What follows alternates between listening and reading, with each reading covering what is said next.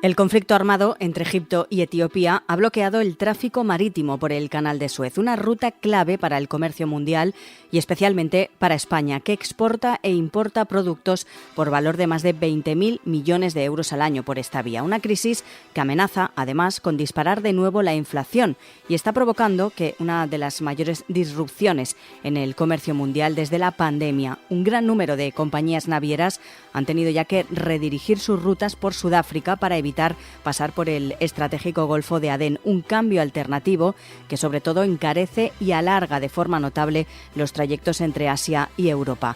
Hoy, en Plaza al Día, ¿va a afectar la crisis del Mar Rojo a nuestros bolsillos?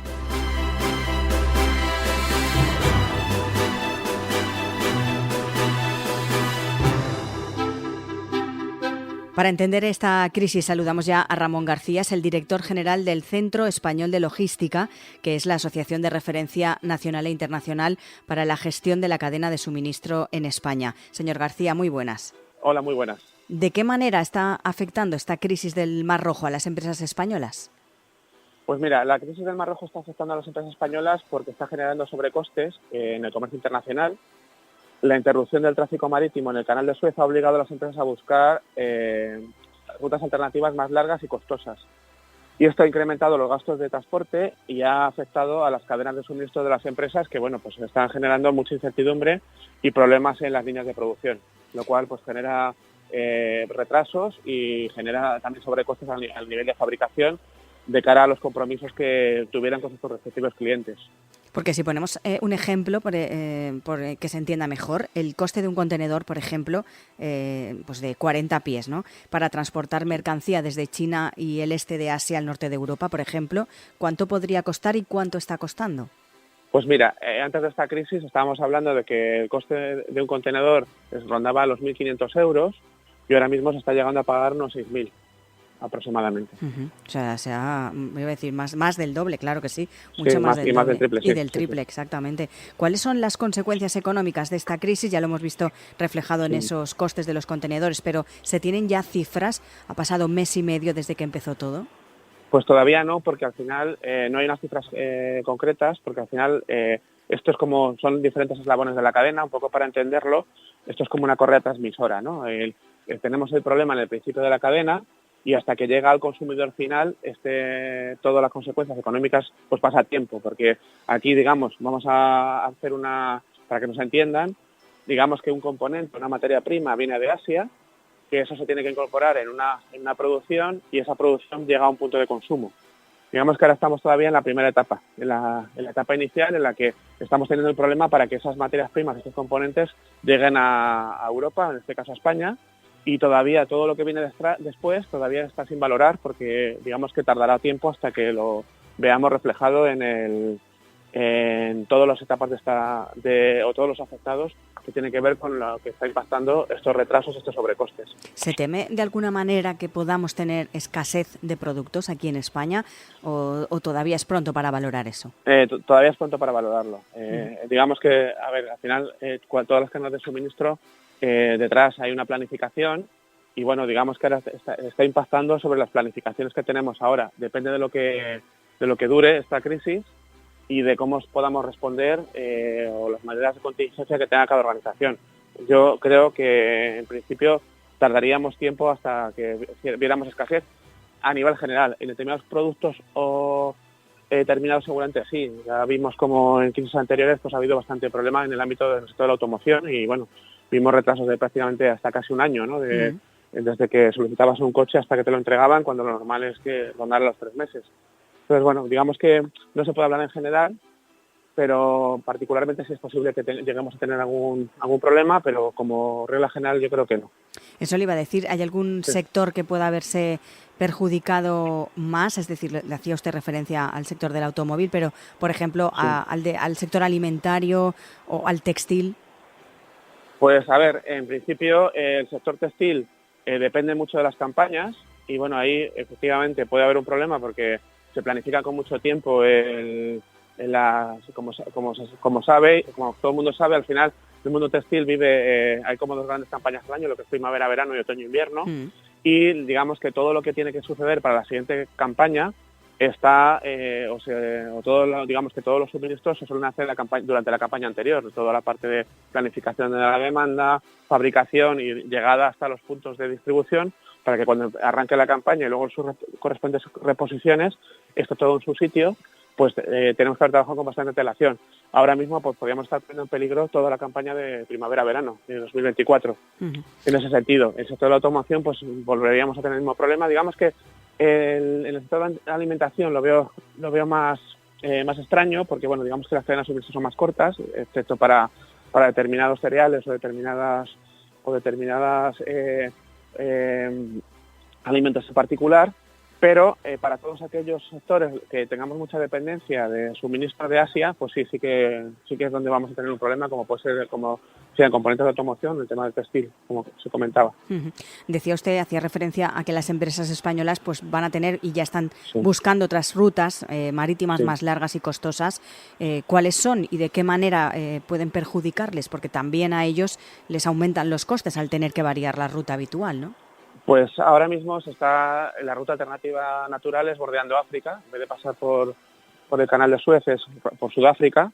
Y aquí ya no solamente es una cuestión de costes, es una cuestión de tiempo, porque estamos alargando el viaje, claro. Pues sí, estamos alargando el viaje bastante, y adicionalmente a eso no solamente, digamos que tenemos el problema del mayor tiempo, tenemos el problema del sobrecoste porque es más largo, pero luego tenemos una externalidad negativa que si lo valoramos a nivel sociedad, es el impacto ambiental, ¿no? Que para hacer lo mismo estamos impactando mucho más al medio ambiente por tener que utilizar estas rutas alternativas más largas.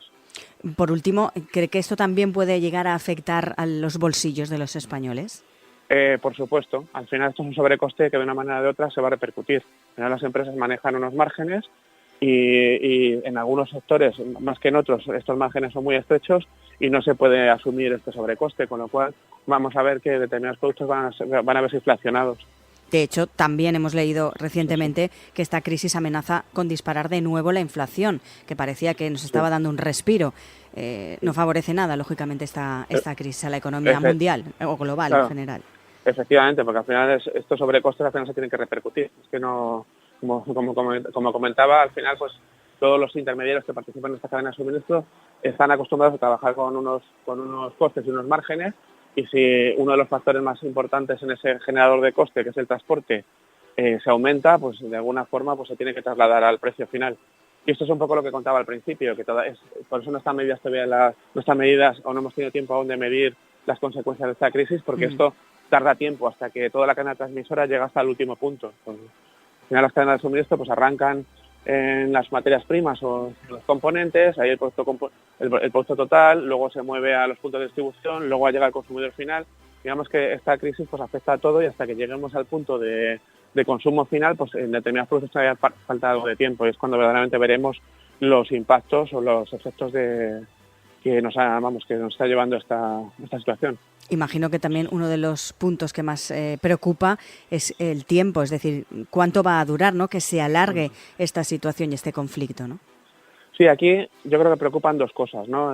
A nivel más estructural, efectivamente, como planteas, pues lo que preocupa es cuánto tiempo va a durar esta situación. Además llevamos pues 3-4 años que bueno, pues no para de haber disrupciones en las cadenas de suministro y bueno, esto nos pilla un poco mejor preparados que hace unos años, porque yo creo que ya todas las empresas se están acostumbradas a manejar la incertidumbre, ¿vale? Pero digamos que esa es una primera preocupación y la segunda es cuánto tiempo va a haber incertidumbre en las cadenas de suministro, porque lo peor que nos podemos encontrar para que las cadenas de suministro funcionen de una manera eficiente es que haya incertidumbre, porque nos encontramos no sabemos cuándo van a llegar las cosas, como no sabemos cuándo van a llegar las cosas, nuestras planificaciones no son fiables, como no son fiables, pues eso puede derivar en paradas de líneas de producción, eso puede generar incluso, bueno, si nos ponemos en lo peor, pues paradas también en puestos de trabajo hasta que esto se solucione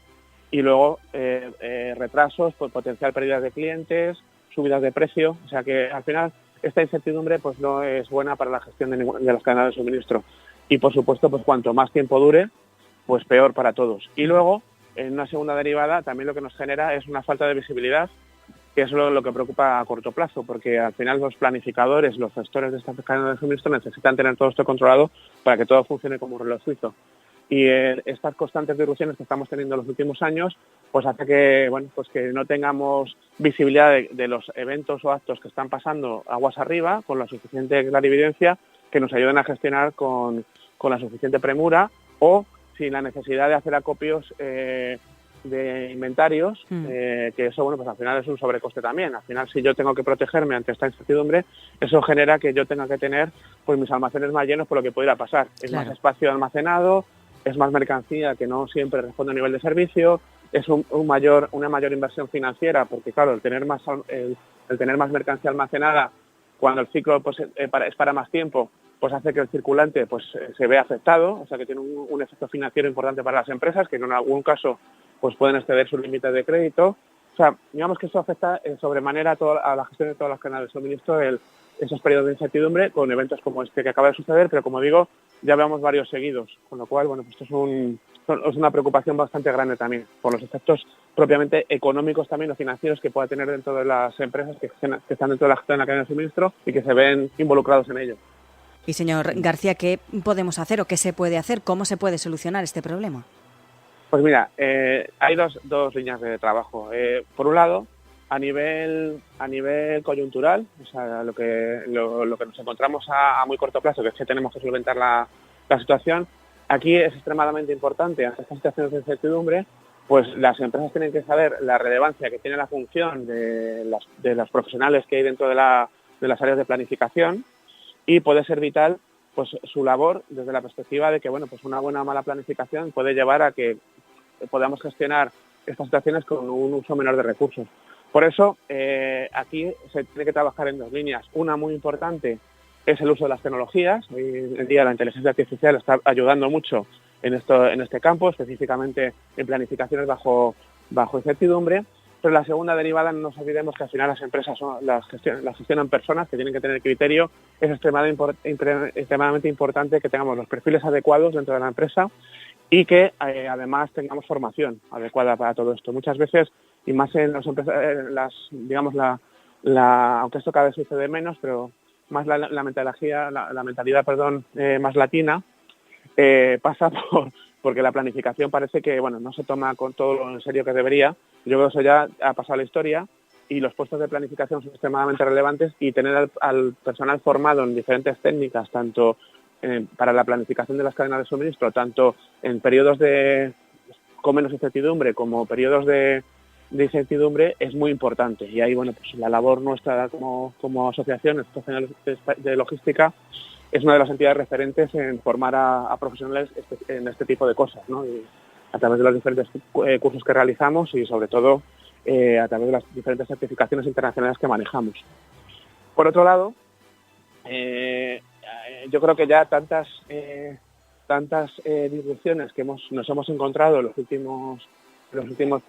últimos años nos llevan a que yo creo que, sobre todo, los grandes bloques de consumo, porque ahora mismo tenemos el mundo dividido entre los bloques de producción y los bloques de consumo, que a lo mejor hay una parte de la manufactura que se hace en Europa, pero otra parte son los suministros completos que vienen de Asia. Yo creo que ha llegado el momento que, bueno, pues que tenemos que cambiar el paradigma en el que hemos basado los canales de suministro, que hoy en día están basados en la eficiencia, en coste, y yo creo que cada vez más, pues yo creo que nos estamos dando cuenta que el nuevo paradigma de la gestión de la cadena de suministro ya no es solo la eficiencia, es la resiliencia, ¿no? Y eso lo que nos plantea es cómo tenemos que hacer para tratar de volver a traer muchas fuentes de fabricación o fuentes de suministro de nuevo a Europa.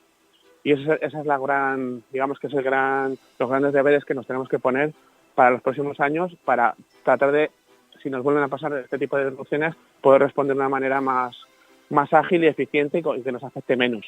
Y ahí, bueno, pues el tema es que si hacemos esto, hay dos vías para hacerlo. Una es vía proteccionismo. Bueno, pues me traigo la fabricación, como asumo que soy menos eficiente que en Asia, pues me protejo y pongo aranceles. Bueno, eso ya está más que demostrado que no es una vía para sostener una industria a largo plazo. Ahí lo que tenemos que trabajar es en ser competitivos. Y bueno, pues quizás la línea para aquellos suministros que volvamos a traer o fuentes de suministro que nos volvamos a traer a Europa, yo creo que donde está el punto, donde tenemos que aprovechar nuestra ventaja competitiva, es haciendo un uso adecuado de la robotización y automatización de procesos que nos haga, bueno, pues poder ser competitivos en coste con otros puntos del planeta, ¿no?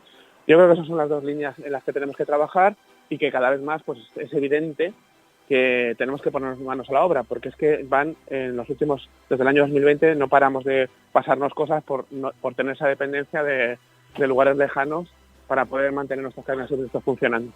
Pues Ramón García, director general del Centro Español de Logística, gracias por acompañarnos.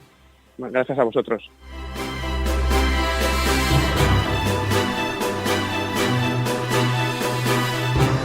Saludamos a Ramón Gascón, es el coordinador del Grupo de Trabajo de Asia-Pacífico del Club de Exportadores e Inversores Españoles. Señor Gascón, muy buenas.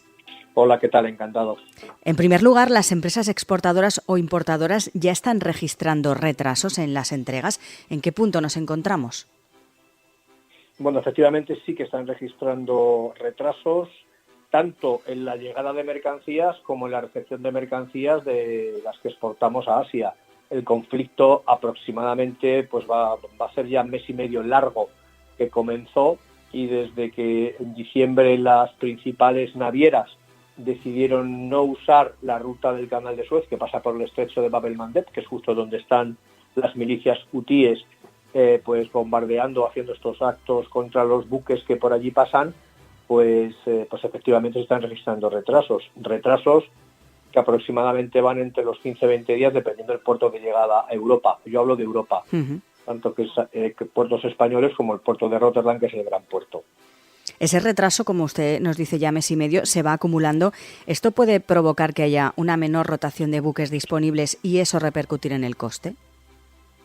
Bueno, a ver, la repercusión en el coste sí que ya se está produciendo, porque efectivamente pues las empresas navieras, al tener que navegar durante más tiempo, pues tienen que repercutirlo en el precio de los containers o de la carga seca. Y si nos vamos a los índices de referencia, pues se puede ver que desde noviembre han aumentado los costes sensiblemente. Evidentemente va a haber una menor rotación, puesto que si los buques tardan más en llegar a Europa y tardan más en salir, desde que salen de Europa, en llegar a Asia, habrá una menor rotación. Yo creo que por el momento no debemos de alarmarnos, porque hay suficiente capacidad, pero sí que es cierto que eso se va a producir. A mí lo que más me preocupa y ocupa de todo esto es pues cuánto tiempo el conflicto se va a mantener. Yo creo que no está en el interés de ninguno de los países que realmente pues tienen algo que decir en todo esto, como son los países europeos, Estados Unidos y la propia China, que también tiene mucho interés en el tema en que el conflicto se alargue. Tenemos que tener en cuenta que tanto China como Estados Unidos tienen bases militares en Djibouti, que es justo el país que está enfrente de Yemen en la entrada del estrecho. Porque ¿qué productos se compra y vende España, por ejemplo, al gigante asiático? ¿Se teme que pueda haber escasez de productos aquí en España? Yo no creo que haya escasez de productos, porque como le he dicho, básicamente no es un problema de shock de oferta, como si tuvimos en el COVID, en la cual cuando pues nos salimos de los confinamientos y se volvía a reiniciar la actividad industrial, pues sí que había una escasez de ciertos insumos que no se habían estado produciendo. En ese caso yo no creo que esto vaya a pasar, puesto que la oferta y la demanda están bien equilibradas, pero sí que las empresas pues deben hacer un ejercicio de acumular stocks o pedir algo más de stock en sus pedidos a Asia, puesto que pues tanto los productos que van al comercio minorista y que están en lineales, como aquellas empresas que necesitan comprar bienes de equipo para hacer un producto terminado, como la industria del automóvil, pues van a sufrir retrasos en su cadena de suministro. Es decir, que de momento el consejo, la recomendación un poco a esas empresas es que hagan acopio, ¿no?, de bienes para asegurar que tengan efectivamente género en sus lineales. Esa sería un poco la estrategia. Sí, yo creo que ya lo están. A día de hoy. Sí, yo creo que ya lo están haciendo. Ya lo están haciendo, son conscientes de ello y es un poco la estrategia que están siguiendo, ¿no? Porque se lo decía antes, ¿qué compra y qué vende España, el gigante asiático? ¿Qué tipo de productos son los más habituales? Compramos de todo. Sobre todo a China, que es nuestro gran socio comercial. Mire, claro. Doy un dato. En el primer semestre de 2023, España compró de China, porque en 2022 China se convirtió en nuestro primer socio comercial por encima de la Unión Europea. Es un dato interesante. Compramos a más países asiáticos, ¿no? Pero nuestro principal socio es China. Y por dar un dato, pues de China compramos 27.800 millones de dólares y le vendimos 3.600 millones de dólares en el primer semestre de 2023. Todavía la cifra final del año no está publicada, pero pues es una magnitud muy importante y compramos de todo y vendemos pues muchos productos, sobre todo el sector primario. Es decir, es un gran cliente nuestro y, como le digo, pues ni en el interés de China ni en el interés de España hasta que esto se alargue. En otros países también compramos de Malasia, vendemos a Malasia, Indonesia, Tailandia, países del sudeste asiático, pero en menor medida. Nuestra principal fuente de comercio con Asia es China. Sobre todo lo que usted nos dice, lo que más se teme, ¿no?, es que el conflicto pues que se alargue, que tenga una escala de potencial de manera inesperada y tener sobre todo un impacto mayor en el comercio global, ¿no? Correcto. A ver, yo creo que hay una correlación entre el tiempo que Israel y Hamás, porque el desencadenante del conflicto ha sido la reanudación, porque esto es una guerra que lleva muchos años, del conflicto entre Hamás e Israel después del ataque de Hamás a los kibbutz en Israel y obviamente la contestación de Israel, que, bueno, por cierto, ha ofrecido un pacto, una tregua, etcétera, a Hamás, y yo creo que, bueno, el conflicto tarde o temprano entre Israel y Hamás pues volverá a como estaba previo al ataque. Y yo creo que esa correlación entre el conflicto o la represalia que están tomando las milicias hutíes financiadas por Irán y el tiempo que dure el conflicto entre Israel y Hamás, pues hará que sepamos más o menos cuándo el conflicto va a terminar. Evidentemente no está en el interés de nadie que se alargue, tiempo. Claro. Hacía usted referencia hace un instante, nombraba la pandemia. Algunos expertos comparaban la situación de la pandemia con la de ahora. Usted decía que no tiene nada que ver, ¿no? No tiene nada que ver, porque yo creo que en pandemia se produjeron, y eso, pues si usted habla con algunos representantes de navieras, las navieras aprovecharon pues para achatarrar ciertos buques que no estaban en uso, y sobre todo lo que se produjo fue un parón en la producción industrial. Claro, cuando se reanuda la actividad, las industrias tienen que retomar esa velocidad de crucero que habían dejado previa a la pandemia. Y lo que se produjo ahí fue claramente un shock de oferta. La demanda se activó más rápido de lo que la oferta era capaz de satisfacer. Esa situación hoy no la tenemos. Pues Ramón Gascón, coordinador del Grupo de Trabajo de Asia-Pacífico del Club de Exportadores e Inversores Españoles. Gracias por darnos su opinión respecto de esta crisis. A ustedes, un placer.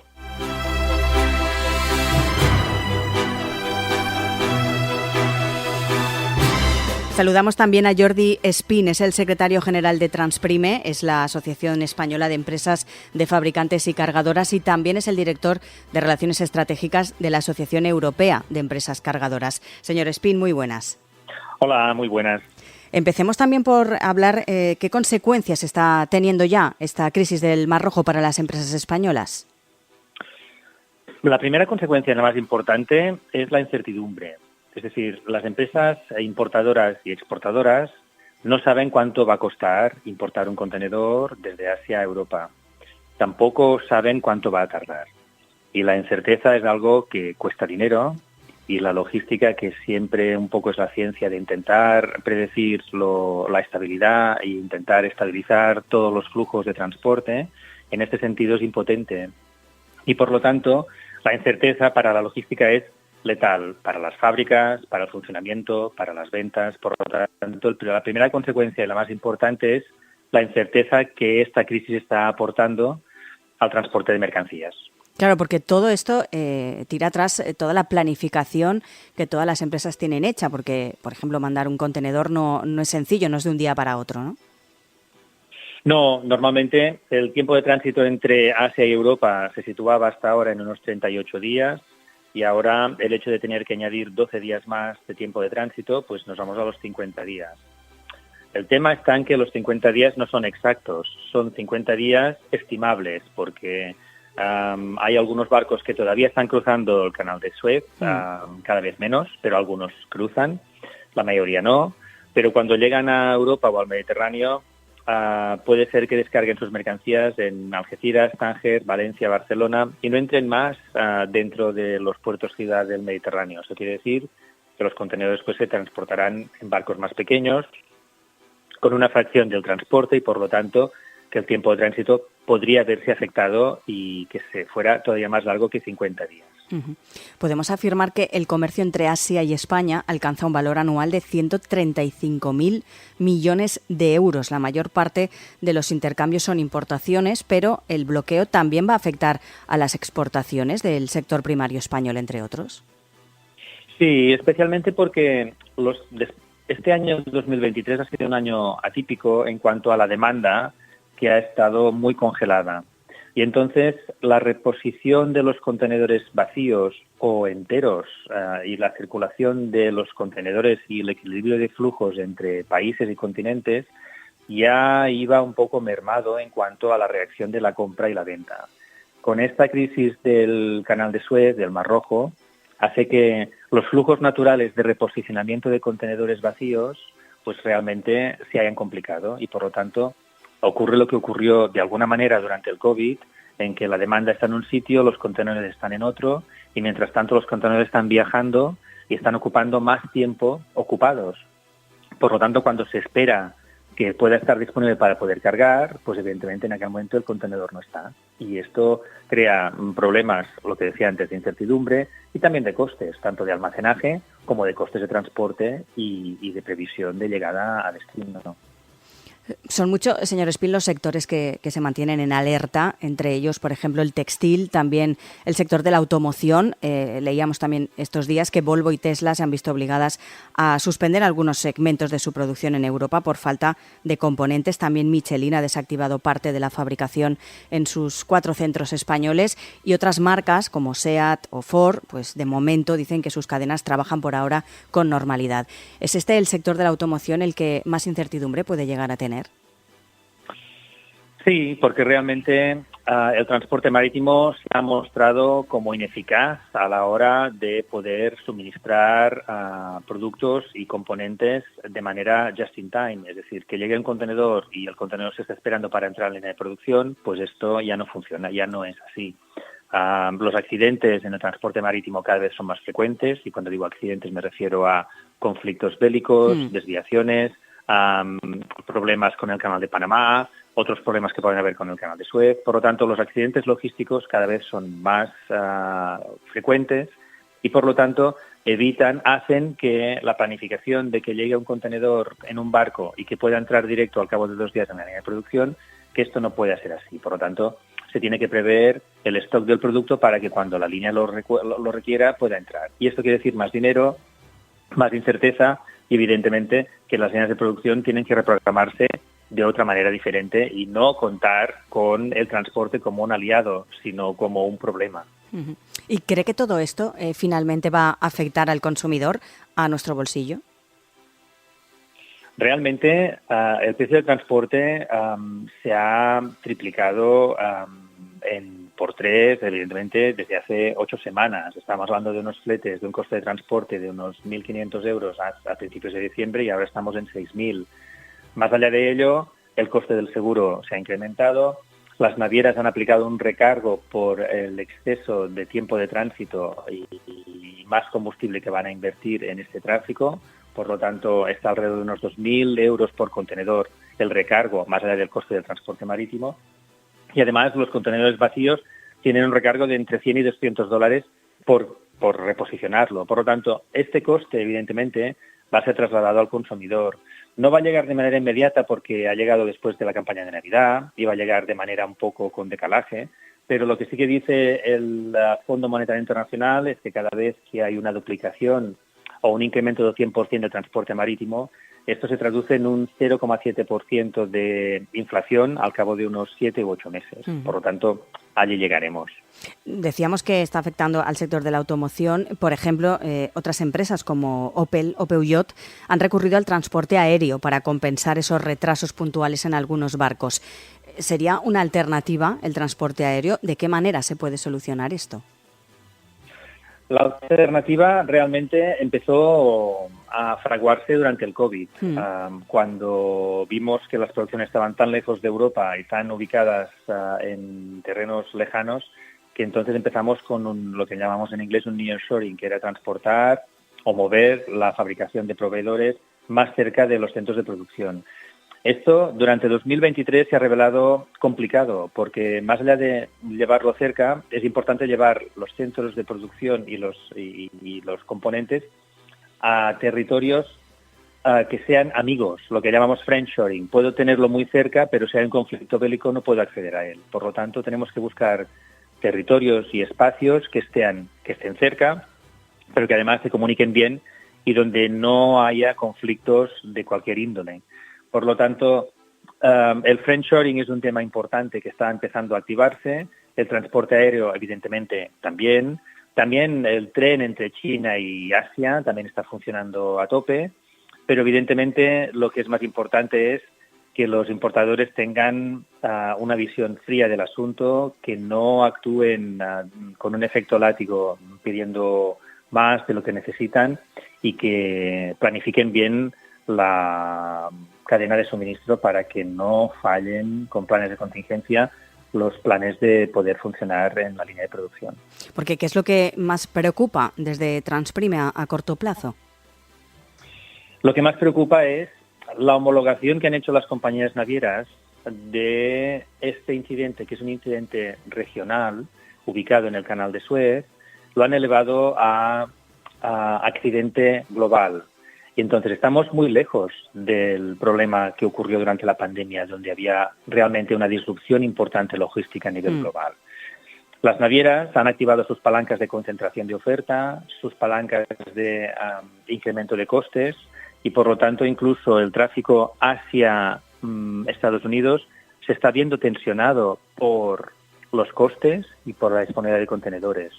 Entonces aquí es cuando las navieras están activando su concentración para generar más dinero alrededor de los costes y incerteza en el momento de entregar la mercancía. Por lo tanto, el binomio de incerteza más costes, que tampoco sabemos lo que van a costar, es lo que más nos preocupa a los fabricantes, especialmente que las navieras no compartan esta información e incluso el ahorro que les produce no pasar por el Canal de Suez no lo descuenten de la factura final cuando llega el producto al consumidor, aún pasando por el Cabo de Buena Esperanza. Entonces aquí la compensación no existe, sino que es legítimo, pero los costes pensamos que están más disparados de lo que deberían estar. Si hace 8 semanas hablábamos de que teníamos un exceso de oferta del 40%, se han desviado desde entonces hasta ahora alrededor de unos 300 barcos. 300 barcos en todo el componente global pueden causar que ahora estamos a un menos 30% de oferta. Hemos pasado del más 40 al menos 30. Aquí hay algo que a nosotros no nos cuadra. Y esta incerteza y esta incertidumbre y esta opacidad es la que más nos preocupa, ¿no? Pues Jordi Espín, recordamos que es el secretario general de Transprime, la Asociación Española de Empresas de Fabricantes y Cargadoras, y también director de Relaciones Estratégicas de la Asociación Europea de Empresas Cargadoras. Gracias por acompañarnos. Gracias a vosotros.